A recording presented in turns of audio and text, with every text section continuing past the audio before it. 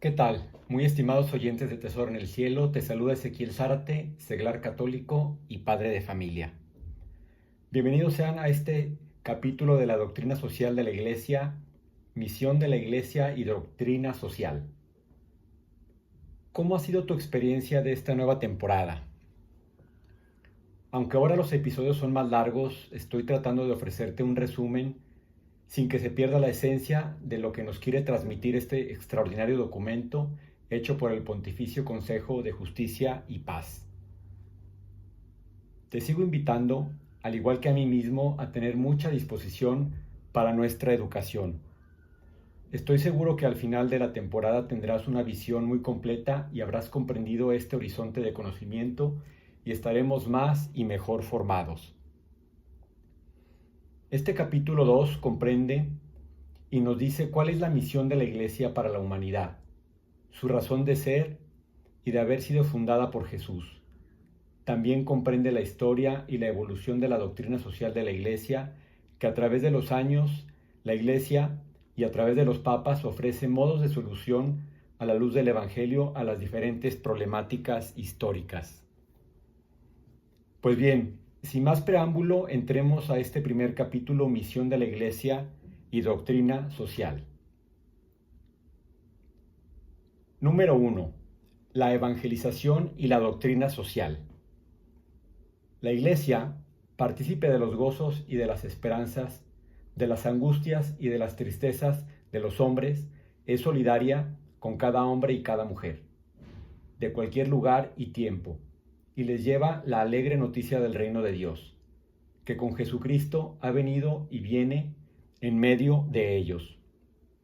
La Iglesia es servidora de la salvación, no es abstracto o en sentido meramente espiritual, sino en el contexto de la historia y del mundo que el hombre vive, donde lo encuentra el amor de Dios y la vocación de corresponder al proyecto divino.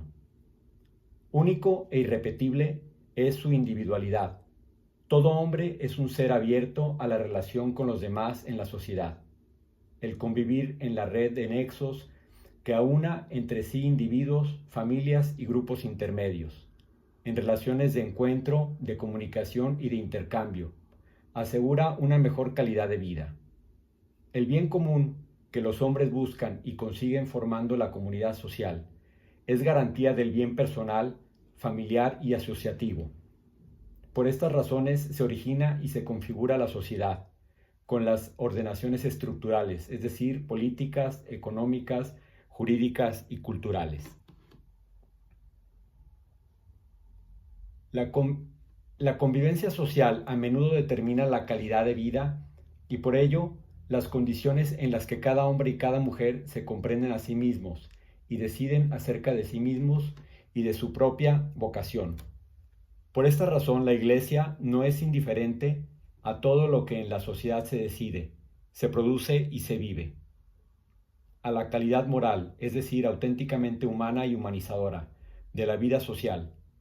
La sociedad y con ella la política, la economía, el trabajo, el derecho, la cultura, no constituyen un ámbito meramente secular y mundano, y por ello marginal y extraño al mensaje y a la economía de la salvación. La sociedad, en efecto, con todo lo que en ella se realiza, atañe al hombre. Es esa la sociedad de los hombres, que son el camino primero y fundamental de la Iglesia. Con su doctrina social, la Iglesia se hace cargo del anuncio que el Señor le ha confiado. Actualiza en los acontecimientos históricos el mensaje de liberación y redención de Cristo, el Evangelio del Reino, la Iglesia anunciando el Evangelio. Enseña al hombre, en nombre de Cristo, su dignidad propia y su vocación a la comunión de las personas, y le descubre las exigencias de la justicia y de la paz, conformes a la sabiduría divina. Evangelizar el ámbito social significa infundir en el corazón de los hombres la carga de significado y de liberación del Evangelio, para promover así una sociedad a medida del hombre en cuanto que es a medida de Cristo. Es construir una sociedad del hombre más humana porque es más conforme al reino de Dios. La Iglesia, con su doctrina social, no solo se aleja de la propia misión, sino que es estrictamente fiel a ella. La redención realizada por Cristo y confiada a la misión salvífica de la Iglesia es ciertamente de orden sobrenatural. Esta dimensión no es expresión limitativa, sino integral de la salvación. Lo sobrenatural no debe ser concebido como una entidad o un espacio que comienza donde termina lo natural, sino como la elevación de éste, de tal manera que nada del orden de la creación y de lo humano es extraño o queda excluido del orden sobrenatural y teologal, de la fe y de la gracia, sino más bien es en él reconocido, asumido y elevado. La Iglesia no puede recorrer otra vía con su doctrina social y con la acción eficaz que de ella deriva. No solo no diluye su rostro y su misión, sino que es fiel a Cristo y se revela a los hombres como sacramento universal de salvación, lo cual es particularmente cierto en una época como la nuestra, caracterizada por una creciente interdependencia y por una mundialización de las cuestiones sociales. La doctrina social es parte integrante del ministerio del Evangelio de la Iglesia. Todo lo que atañe a la comunidad de los hombres, situaciones y problemas relacionados con la justicia, la liberación, el desarrollo, las relaciones entre los pueblos, la paz, no es ajeno a la evangelización. Entre evangelización y promoción humana existen vínculos profundos, vínculos de orden antropológico, porque el hombre que hay que evangelizar no es un ser abstracto, sino un ser sujeto a los problemas sociales y económicos. Lazos de orden teológico, ya que no se pueden disociar el plan de la creación del plan de la redención, que llega hasta situaciones muy concretas de injusticia, a la que hay que combatir, y de justicia que hay que restaurar. Vínculos de orden eminentemente evangélico, como es el de la caridad. En efecto, ¿cómo proclamar el mandamiento nuevo sin promover mediante la justicia y la paz el verdadero, el auténtico crecimiento del hombre? La Iglesia no se hace cargo de la vida en sociedad bajo todos sus aspectos, sino con su competencia propia, que es la del anuncio de Cristo Redentor. La misión propia que Cristo confió a su Iglesia no es de orden político, económico o social. El fin que le asignó es de orden religioso. No entra en cuestiones técnicas y no instituye ni propone sistemas o modelos de organización social. Con su doctrina social, la Iglesia se propone ayudar al hombre en el camino de la salvación. Se trata de su fin primordial y único. La Iglesia tiene el derecho de ser para el hombre maestra de la verdad de fe. El anuncio del Evangelio, en efecto, no es sólo para escucharlo, sino también para ponerlo en práctica. No se circunscribe al ámbito estrictamente eclesial y espiritual, puesto que abarca al hombre en toda su vida y según todas sus responsabilidades. Por esto, la doctrina social no es para la Iglesia un privilegio, una digresión, una ventaja o una injerencia. Es su derecho a evangelizar el ámbito social, es decir, hacer resonar la palabra liberadora del Evangelio en el complejo mundo de la producción, del trabajo, de la empresa, de las finanzas, del comercio, de la política, de la jurisprudencia, de la cultura, de las comunicaciones sociales en el que el hombre vive. Este derecho es al mismo tiempo un deber, porque la Iglesia no puede renunciar a él, sin negarse a sí misma y su fidelidad a Cristo.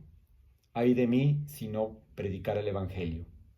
La amonestación que San Pablo se dirige a sí mismo resuena en la conciencia de la Iglesia como un llamado a recorrer todas las vías de la evangelización, no solo aquellas que atañen a las conciencias individuales, sino también aquellas que se refieren a las instituciones públicas. Por la relevancia pública del Evangelio y de la fe, y por los efectos perversos de la injusticia, es decir, del pecado, la Iglesia no puede permanecer indiferente ante las vicisitudes sociales. Número 2. La naturaleza de la doctrina social. La doctrina social de la Iglesia no ha sido pensada desde el principio como un sistema orgánico, sino que se ha formado en el curso del tiempo, a través de las numerosas intervenciones del magisterio sobre temas sociales. Una clarificación decisiva en ese sentido la encontramos precedida por una significativa indicación en la Laborem Exercens, en la encíclica Solicitudo Rei Socialis. La doctrina social de la Iglesia no pertenece al ámbito de la ideología, sino al de la teología y especialmente de la teología moral. La cuidadosa formulación del resultado de una atenta reflexión sobre las complejas realidades de la vida del hombre en la sociedad y en el contexto internacional, a la luz de la fe y de la tradición eclesial. Su objetivo principal es interpretar esas realidades examinando su conformidad o diferencia con lo que el Evangelio enseña acerca del hombre y su vocación terrena, y a la vez trascendente para orientar, en consecuencia, la conducta cristiana. La doctrina social refleja, de hecho, los tres niveles de la enseñanza teológico-moral: el nivel fundante de las motivaciones, el nivel directivo de las normas de la vida social, el nivel deliberativo de la conciencia, llamada a mediar las normas objetivas y generales en las situaciones sociales, concretas y particulares. Estos tres niveles definen implícitamente también el método propio y la estructura epistemológica específica de la doctrina social de la Iglesia.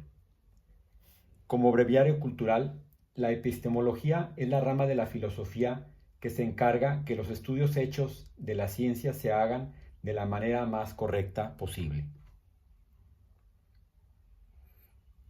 La doctrina social halla su fundamento esencial en la revelación bíblica y en la tradición de la Iglesia.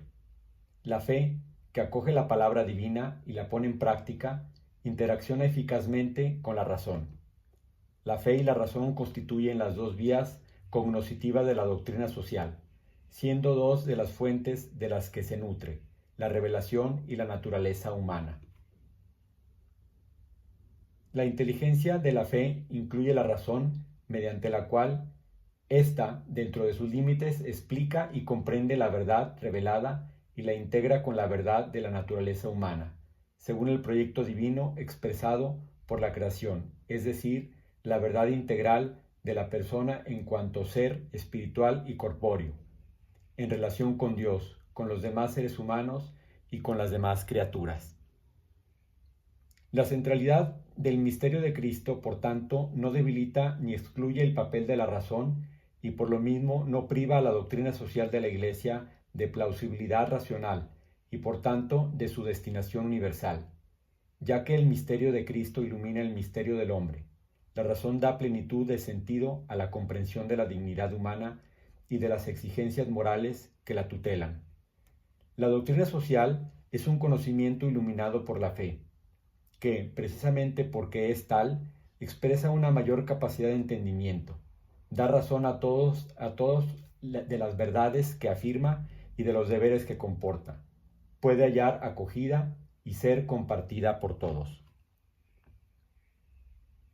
La doctrina social de la Iglesia se sirve de todas las aportaciones cognoscitivas provenientes de cualquier saber y tiene una importante dimensión interdisciplinar, para encarnar cada vez mejor en contextos sociales, económicos y políticos distintos y continuamente cambiantes, la única verdad sobre el hombre. Esta doctrina entra en diálogo con las diversas disciplinas que se ocupan del hombre e incorpora sus aportaciones.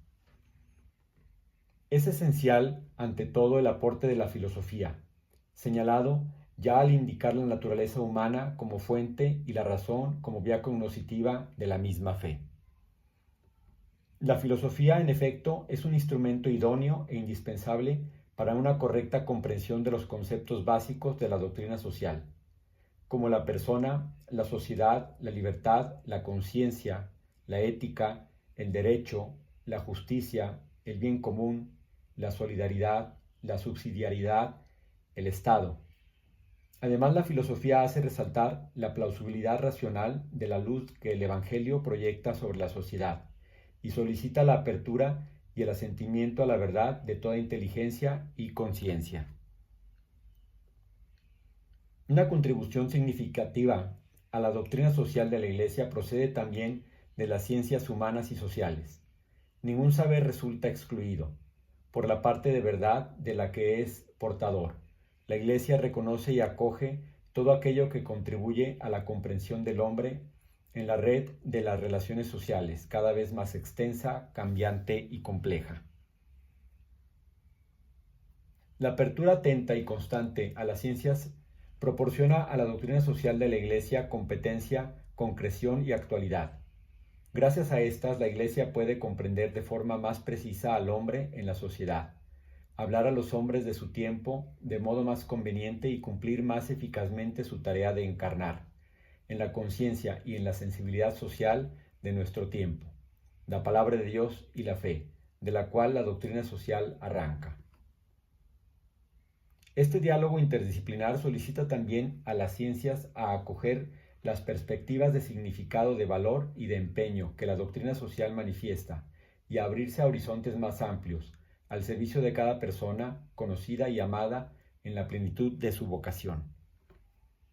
La doctrina social de la Iglesia, porque la Iglesia es el sujeto que la elabora, la difunde y la enseña, toda la comunidad eclesial, sacerdotes, religiosos y laicos, participa en la elaboración de la doctrina social, según la diversidad de tareas, carismas y ministerios.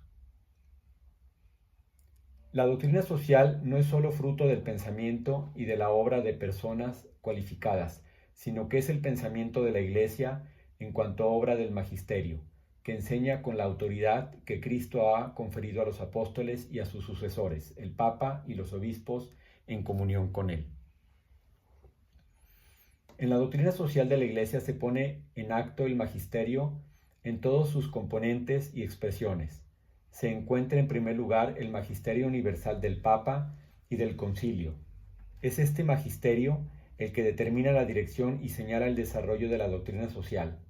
Este, a su vez, está integrado por el magisterio episcopal, que especifica, traduce y actualiza las enseñanzas en los aspectos concretos y peculiares de las múltiples y diversas situaciones locales. La enseñanza social de los obispos ofrece contribuciones válidas y estímulos al magisterio del Romano Pontífice. De este modo se actúa una circularidad que expresa de hecho la colegialidad de los pastores unidos al Papa en la enseñanza social de la Iglesia. El conjunto doctrinal resultante abarca e integra la enseñanza universal de los papas y la particular de los obispos.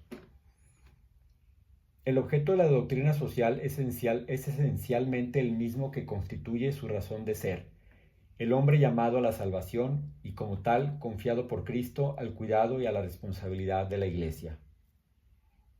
En la sociedad, en efecto, están en juego la dignidad y los derechos de las personas y la paz en las relaciones entre las personas y entre las comunidades. Estos bienes deben ser logrados y garantizados por la comunidad social. En esta perspectiva, la doctrina social realiza una tarea de anuncio y de denuncia, ante todo el anuncio de lo que la Iglesia posee como propio, una visión global del hombre y de la humanidad.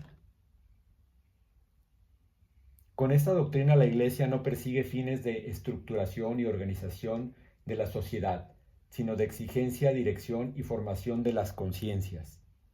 La doctrina social comporta también una tarea de denuncia en presencia del pecado. Es el pecado de injusticia y de violencia que de diversos modos afecta a la sociedad y en ella toma cuerpo.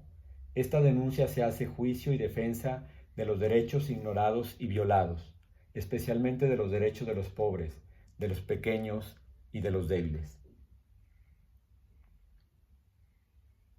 Gran parte de la enseñanza social de la Iglesia es requerida y determinada por las grandes cuestiones sociales, para las que quiere ser una respuesta de justicia social. La finalidad de la doctrina social es de orden religioso y moral. Religioso porque la misión evangelizadora y salvífica de la Iglesia alcanza al hombre en plena verdad de su existencia, de su ser personal y a la vez de su ser comunitario y social. Moral, porque la Iglesia mira hacia un humanismo pleno, es decir, a la liberación de todo lo que oprime al hombre y al desarrollo integral de todo el hombre y de todos los hombres. La doctrina social traza los caminos que hay que recorrer para edificar una sociedad reconciliada y armonizada en la justicia y en el amor. La primer destinataria de la doctrina social es la comunidad eclesial en todos sus miembros, porque todos tienen responsabilidades sociales que asumir. La doctrina social implica también responsabilidades relativas a la construcción, la organización y el funcionamiento de la sociedad, obligaciones políticas, económicas, administrativas, es decir, de naturaleza secular, que pertenecen a los fieles laicos. Además de la destinación primaria y específica a los hijos de la Iglesia, la doctrina social tiene una destinación universal, la luz del Evangelio que la doctrina social reverbera en la sociedad, ilumina a todos los hombres y todas las conciencias e inteligencias están en condiciones de acoger la profundidad humana de los significados y de los valores por ella expresados. La doctrina social de la Iglesia es una enseñanza expresamente dirigida a todos los hombres de buena voluntad y efectivamente es escuchada por los miembros de otras iglesias y comunidades eclesiales, por los seguidores de otras tradiciones religiosas y por personas que no pertenecen a ningún grupo religioso. Orientada por la luz perenne del Evangelio y constantemente atenta a la evolución de la sociedad, la doctrina social de la Iglesia se caracteriza por la continuidad y por la renovación. Esta doctrina manifiesta ante todo la continuidad de una enseñanza que se fundamenta en los valores universales que derivan de la revelación y de la naturaleza humana. Por tal motivo, la doctrina social no depende de las diversas culturas, de las diferentes ideologías, de las distintas opiniones. Es una enseñanza constante que se mantiene idéntica en su inspiración de fondo, en sus principios de reflexión, en sus fundamentales, directrices de acción, sobre todo en su unión vital con el Evangelio del Señor. Manifiesta una capacidad de renovación continua. La firmeza en los principios no la convierte en un sistema rígido de enseñanzas, es más bien un magisterio en condiciones de abrirse a las cosas nuevas, sin diluirse en ellas, una enseñanza sometida a las necesarias y oportunas adaptaciones sugeridas por la variación de las condiciones históricas. La doctrina social de la Iglesia presenta como un taller siempre abierto en la que la verdad perenne penetra y permea la novedad contingente, trazando caminos de justicia y de paz. La fe no pretende aprisionar en un esquema cerrado la cambiante realidad sociopolítica, más bien es verdad lo contrario, la fe es fermento de novedad y creatividad. La enseñanza que de ella continuamente surge se desarrolla por medio de la reflexión madurada del contacto con situaciones cambiantes de este mundo, bajo el impulso del Evangelio como fuente de renovación. Madre y maestra, la Iglesia no se cierra ni se retrae en sí misma, sino que continuamente se manifiesta, tiende y se dirige hacia el hombre, cuyo destino de salvación es su razón de ser. La Iglesia es entre los hombres el ícono viviente del buen pastor, que busca y encuentra al hombre allí donde está, en la condición existencial e histórica de su vida. Es ahí donde la Iglesia lo encuentra con el Evangelio, mensaje de liberación y de reconciliación, de justicia y de paz. Número 3. La doctrina social en nuestro tiempo. Apuntes históricos. La locución doctrina social se remonta a Pío XI y designa el corpus doctrinal relativo a temas de relevancia social, que a partir de la encíclica Rerum Novarum de León XIII. La encíclica Rerum Novarum da inicio a un nuevo camino, injertándose a una tradición plurisecular, marca un nuevo inicio y un desarrollo sustancial de la enseñanza en campo social. Los eventos de naturaleza económica que produjeron en el siglo XIX tuvieron consecuencias sociales, políticas y culturales devastadoras. Los acontecimientos vinculados a la revolución industrial trastornaron estructuras sociales seculares. La cuestión obrera, causada por el conflicto entre capital y trabajo, ante un cuadro semejante, la Iglesia advirtió la necesidad de intervenir en modo nuevo. Las res novae, constituidas por aquellos eventos, representan un desafío para su enseñanza. León XIII promulga la primera encíclica social, la Rerum Novarum. Esta examina la condición de los trabajadores asalariados, especialmente penosa. Enumera los errores que provoca el mal social, excluye el socialismo como remedio y expone, precisándola y actualizándola, la doctrina social sobre el trabajo, sobre el derecho de propiedad, sobre el principio de colaboración contrapuesto a la lucha de clases, como un medio fundamental para el cambio social, sobre el derecho de los débiles, sobre la dignidad de los pobres y sobre las obligaciones de los ricos, sobre el perfeccionamiento de la justicia por la caridad, sobre el derecho a tener asociaciones profesionales. La Rerum Novarum se ha convertido en el documento inspirador y de referencia de la actividad cristiana en el campo social. El tema central de la encíclica es la instauración de un orden social justo, en vista del cual se deben identificar los criterios de juicio que ayuden a valorar los ordenamientos sociopolíticos existentes y a proyectar líneas de acción para su oportuna transformación.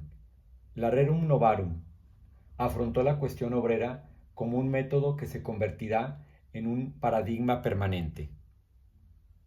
El Papa León XIII confirió a la Iglesia una especie de carta de ciudadanía respecto a las realidades cambiantes de la vida pública y escribió unas palabras decisivas que se convirtieron en un elemento permanente de la doctrina social de la Iglesia, afirmando que los graves problemas sociales podían ser resueltos solamente mediante la colaboración entre todas las fuerzas.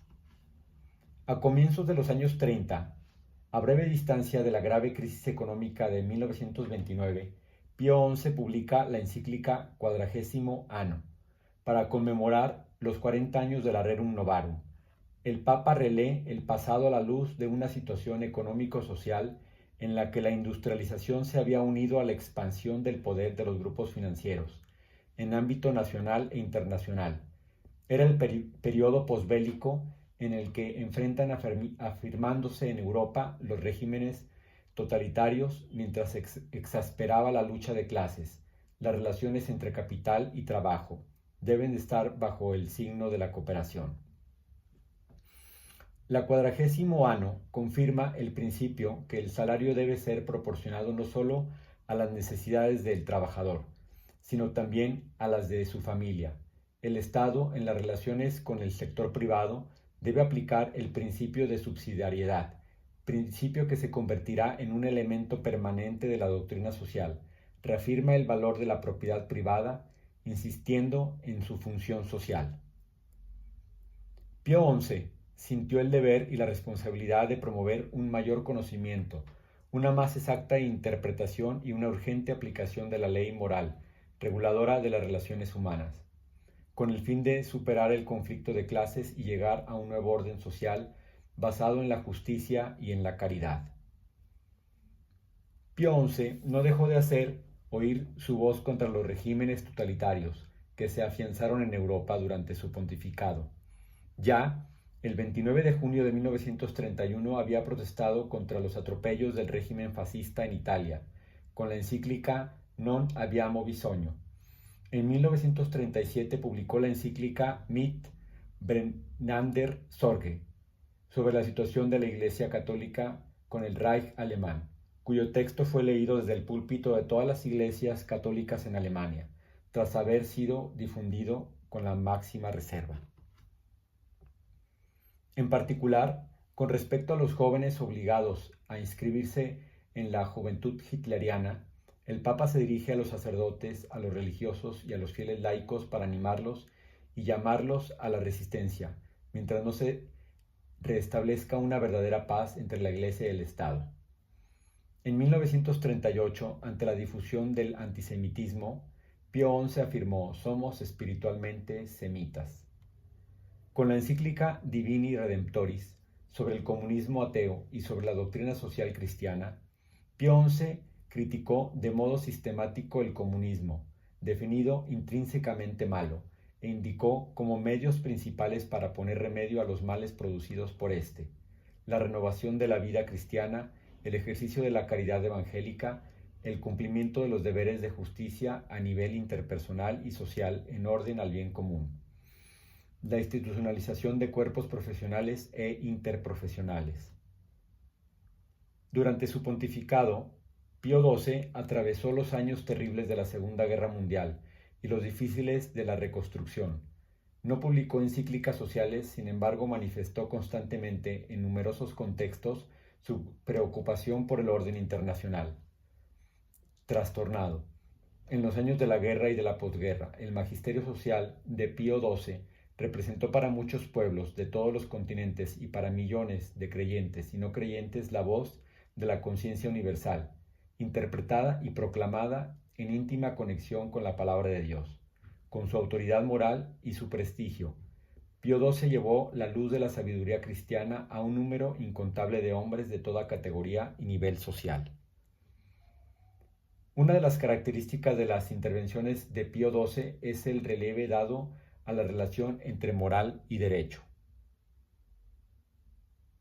Otro aspecto importante de la enseñanza de Pío XII es su atención a las agrupaciones profesionales y empresariales, llamadas a participar de modo especial en la consecución del bien común.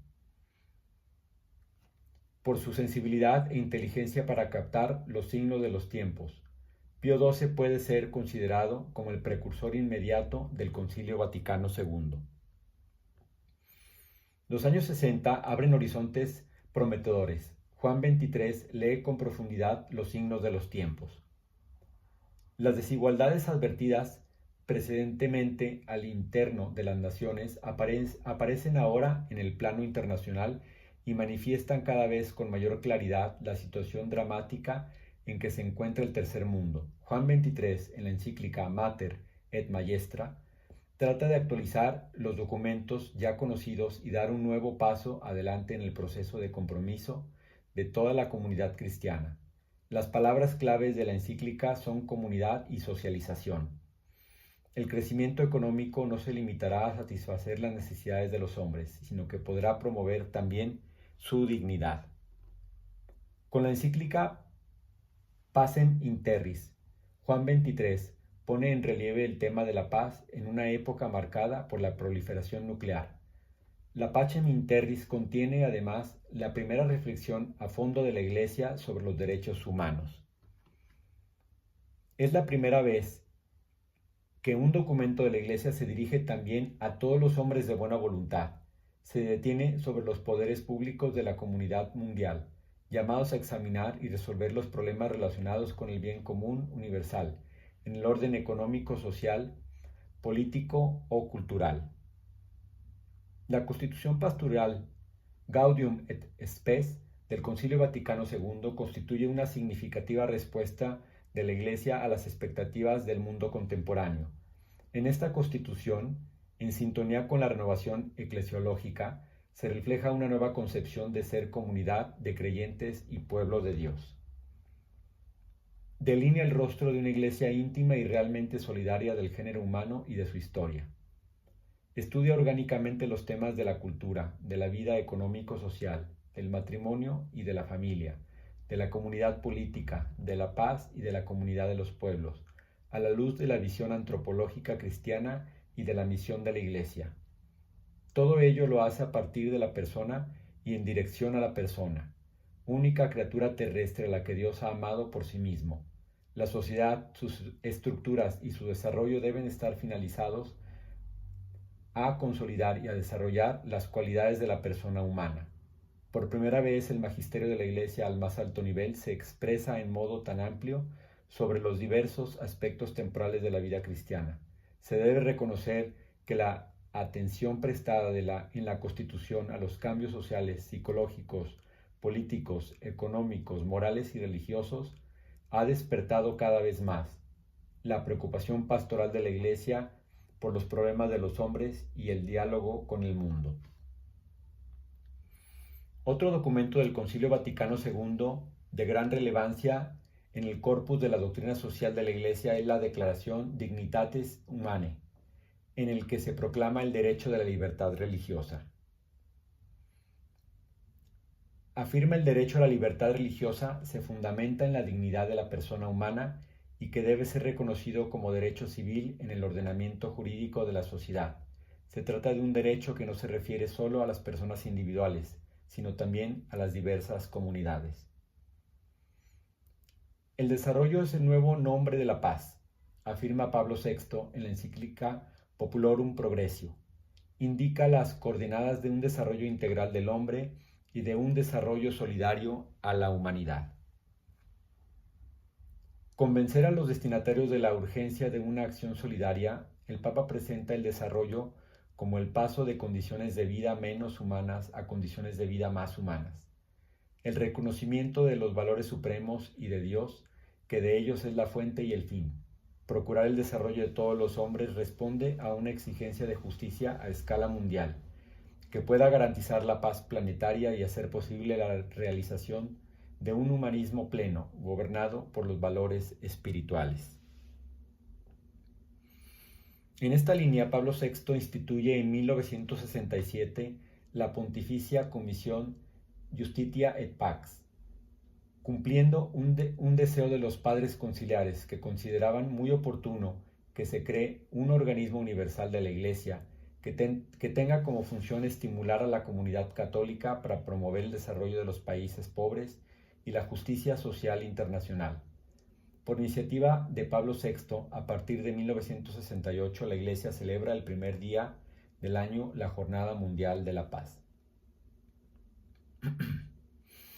Pablo VI retoma la enseñanza social de León XIII y la actualiza con ocasión del 80º aniversario de la Rerum Novarum, en la Carta Apostólica 80 Adveniensis. El Papa reflexiona sobre la sociedad post-industrial, con todos sus complejos problemas, poniendo de relieve la insuficiencia de las ideologías para responder a estos desafíos: la urbanización, la condición juvenil, la situación de la mujer, la desocupación, las discriminaciones, la inmigración, el incremento demográfico, el influjo de los medios de comunicación social, el medio ambiente. Al cumplirse los 90 años de la Rerum Novarum, Juan Pablo II dedica la encíclica Laborem Exercens al trabajo como bien fundamental para la persona, factor primario de la actividad económica y clave de toda la cuestión social. La Laborem Exercens delinea la espiritualidad y una ética del trabajo en el contexto de una profunda reflexión teológica y filosófica. El trabajo debe ser entendido no solo en el sentido objetivo y material. Es necesario también tener en cuenta su dimensión subjetiva en cuanto a actividad que es siempre expresión de la persona, además de ser un paradigma decisivo de la vida social. El trabajo tiene la dignidad propia de un ámbito en el que debe realizarse la vocación natural y la sobrenatural de la persona. En la encíclica Solicitudo Rei Socialis, Juan Pablo II conmemora el 20º aniversario de la Populorum Progressio y trata nuevamente el tema del desarrollo bajo un doble aspecto. El primero, la situación dramática del mundo contemporáneo bajo el perfil del desarrollo fallido del tercer mundo, y el segundo, el sentido, las condiciones y las exigencias de un desarrollo digno del hombre. La encíclica introduce la distinción entre progreso y desarrollo y afirma que el verdadero desarrollo no puede limitarse a la multiplicación de los bienes y servicios, esto es, a lo que posee, sino que debe contribuir a la plenitud del ser del hombre. De este modo, pretende señalar con claridad el carácter moral del verdadero desarrollo. Juan Pablo II, evocando el tema del pontificado de Pío XII, Opus Justitia et Pax, la paz como fruto de justicia, comenta: hoy se podría decir con la misma exactitud y análoga fuerza de inspiración bíblica, Opus Solidaritatis Paz, la paz como fruto de la solidaridad. Juan Pablo II promulga su tercera encíclica social, la Centesimus Annus, que muestra la continuidad doctrinal. El principio que hoy llamamos de solidaridad, León XIII lo enuncia varias veces con el nombre de amistad. Por Pío XI es designado con la expresión no menos significativa de caridad social, mientras que Pablo VI, ampliando el concepto en conformidad con las actuales y múltiples dimensiones de la cuestión social, hablaba de civilización del amor. Juan Pablo II pone en evidencia cómo la enseñanza social de la Iglesia avanza sobre el eje de la reciprocidad entre Dios y el hombre. El articulado y profundo análisis de la Res Novae, especialmente del Gran Cambio de 1989, con la caída del sistema soviético, manifiesta un aprecio por la democracia y por la economía libre en el marco de la indispensable solidaridad. Los documentos aquí evocados constituyen los hitos principales del camino de la doctrina social desde los tiempos de León XIII hasta nuestros días.